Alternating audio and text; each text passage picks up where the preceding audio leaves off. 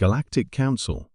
We have achieved the impossible, Dr. Maya Hartman declared, her voice steady despite the weight of her announcement. Humans can now live forever. Immortality, he spat. This could be the greatest threat to our galaxy's balance. Humans must be stopped. Dr. Hartman met his glare, unflinching. Or the galaxy's greatest hope. The Galactic Council's headquarters, an immense space station orbiting a supermassive black hole, buzzed with an unusual intensity.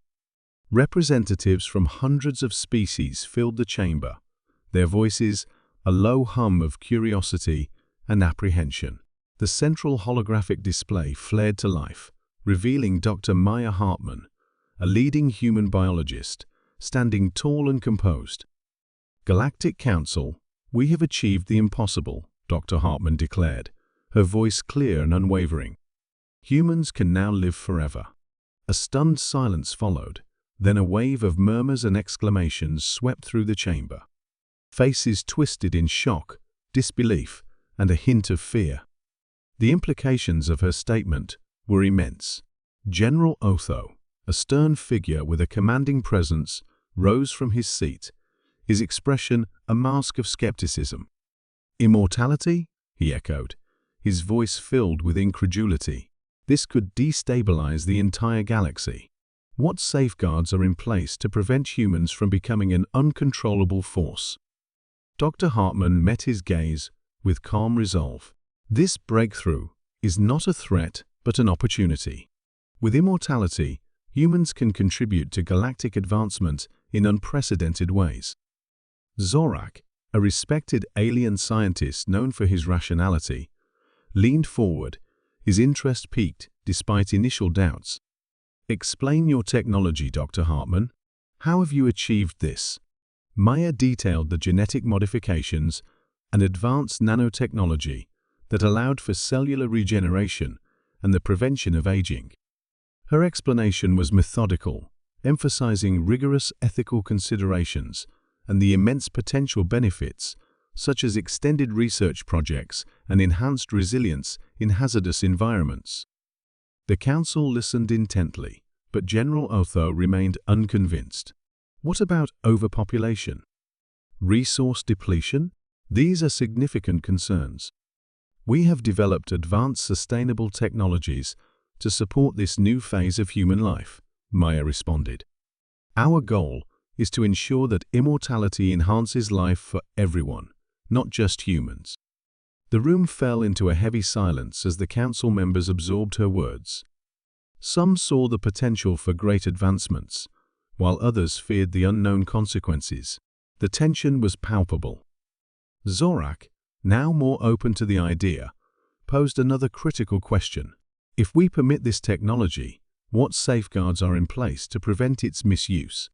Maya described the strict regulations and oversight that would accompany the immortality technology.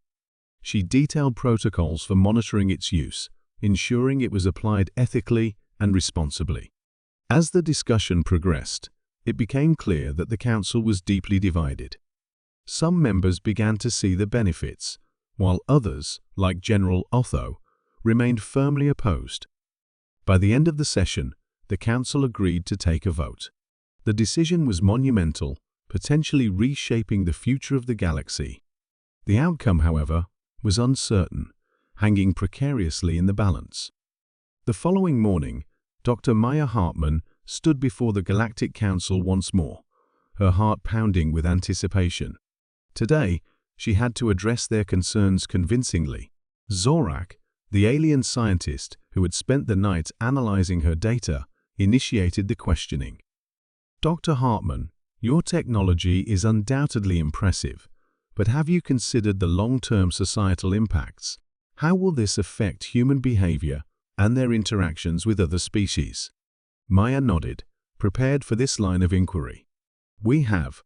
With immortality, humans can undertake longer-term projects, fostering deeper cooperation and understanding across species. Our advancements aren't solely for humans, they can benefit all. General Otho, ever skeptical, interjected. And what about overpopulation? Resource depletion? These are grave concerns. We've developed advanced sustainable technologies to mitigate these issues, Maya responded.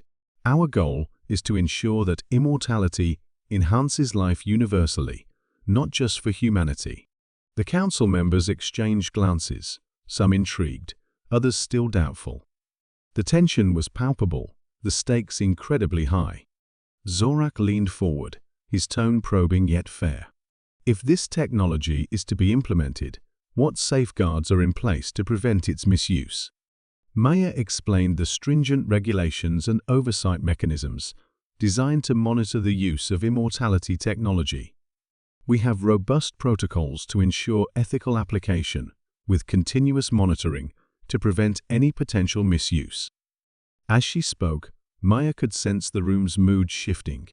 Some members seemed to be swayed by her arguments, but others, like General Otho, remained staunchly opposed. General Otho wasn't finished. This technology could lead to unforeseen consequences. What if it falls into the wrong hands? Maya took a deep breath. Every new technology carries risks, but the potential benefits far outweigh them. We must manage these risks through careful oversight and regulation. The council deliberated, voices rising and falling in heated debate. Zorak, seeing the potential, spoke up. We have seen significant advancements today. While we must proceed cautiously, we cannot ignore the opportunities this technology presents. General Otho, undeterred, stood firm. We must not rush into this. More analysis is needed. The discussion continued, the room divided. Maya's passion for her work was evident, but so was Otho's cautious stance. The balance hung precariously. As the debate reached a crescendo, the council's leader, an elder from the ancient K-Theari race, called for order. It is clear we are divided. We will hold a vote tomorrow to decide the future of this technology. That evening, Maya sat in her quarters, reviewing her notes and reflecting on the day's events. She knew the vote would be close. Her thoughts were interrupted by a soft chime, an incoming message from Zorak. Dr. Hartman, your work is groundbreaking. I believe we can find a way to integrate it safely into our society. We should meet to discuss further. Grateful for his support, Maya agreed. Their conversation stretched late into the night, covering every aspect of the technology and its implications. By morning, the stage was set. The council chamber was filled with a mix of anticipation and anxiety. Representatives took their seats, and the vote commenced. The Galactic Council was on the brink of voting when an urgent transmission interrupted the proceedings. The holographic display flickered, revealing a distress signal from a nearby planet. An alien official, panic evident in their eyes, spoke hurriedly. A deadly plague has erupted, threatening millions. We need immediate assistance. The council was thrown into chaos. Representatives clamored for information, their anxiety palpable. General Otho seized the moment to address the assembly. This is precisely the type of crisis that requires caution. We cannot afford to experiment with unproven technology now. Dr. Maya Hartman stood up, her face determined. This is our chance to prove the efficacy of immortality technology. We can use it to develop a rapid cure and save countless lives. Zorak nodded in agreement. We must act quickly. If Dr. Hartman's technology can help, we should consider it. We have no time to waste. The urgency of the situation forced the council into a quick decision. After a brief but intense debate, they agreed to let Maya and her team implement the immortality technology to develop a cure. It was a temporary measure, contingent on the crisis's outcome. Maya and her team worked tirelessly, utilizing the immortality technology to enhance their immune systems and accelerate the development of a cure. The pressure was immense, but their resolve was stronger. General Otho monitored their progress closely, ready to intervene if things went awry. Despite his mistrust, he couldn't ignore the potential benefits if the technology succeeded. Hours turned into days. The team faced numerous setbacks, but they pressed on. The first trials of the cure showed promising results, and the spread of the plague began to slow. In the council chamber, representatives watched the updates with bated breath. The tension was thick, the stakes higher than ever. Finally, the breakthrough came. The immortality technology proved successful, and the cure was ready for distribution. Relief swept through the council as the cure was deployed, saving millions of lives. General Otho, though still wary, couldn't deny the success. "It seems we have averted disaster this time," he acknowledged grudgingly. But this technology still requires strict oversight. The crisis had been averted, but the debate over immortality was far from over. The success had swayed many skeptics, but caution and regulation were still necessary. As the crisis wound down, Maya stood before the council once more. "This experience has shown us the potential of immortality technology. We can use it to save lives and improve the quality of life for all species." Zorak added, "We have witnessed the benefits firsthand. With proper controls, this technology can be a force for good." General Otho remained firm but less resistant. "We must remain vigilant. This success does not eliminate the need for careful management." With the immediate crisis resolved, the Galactic Council reconvened to decide the long-term future of the immortality technology. The atmosphere was charged with anticipation. Representatives took their seats, ready to weigh the monumental decision before them. General Otho stood, his presence commanding respect.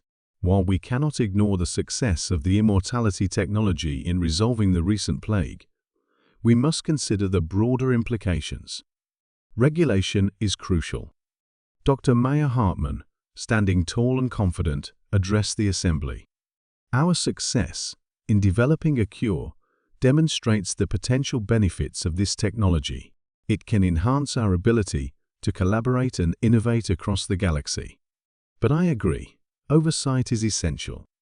Zorak stepped forward, his voice calm and reasoned. "We have seen the positive impact.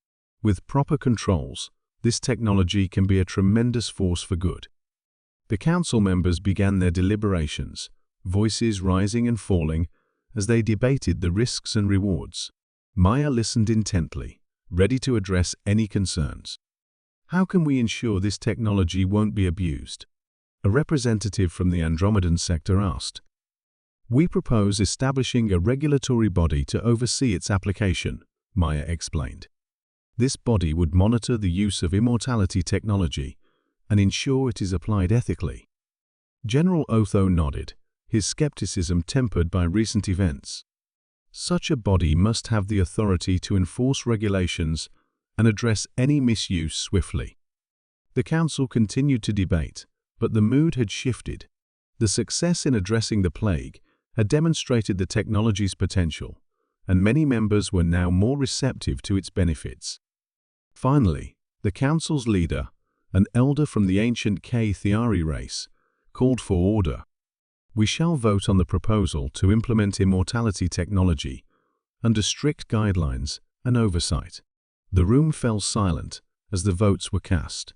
Maya held her breath, watching the results with a mix of hope and anxiety. The fate of humanity's immortality and its potential to benefit the entire galaxy hung in the balance. When the final vote was tallied, the decision was clear. The Council approved the use of immortality technology, with the establishment of a regulatory body to ensure its ethical application. General Otho addressed the assembly, his tone resolute. "We must remain vigilant.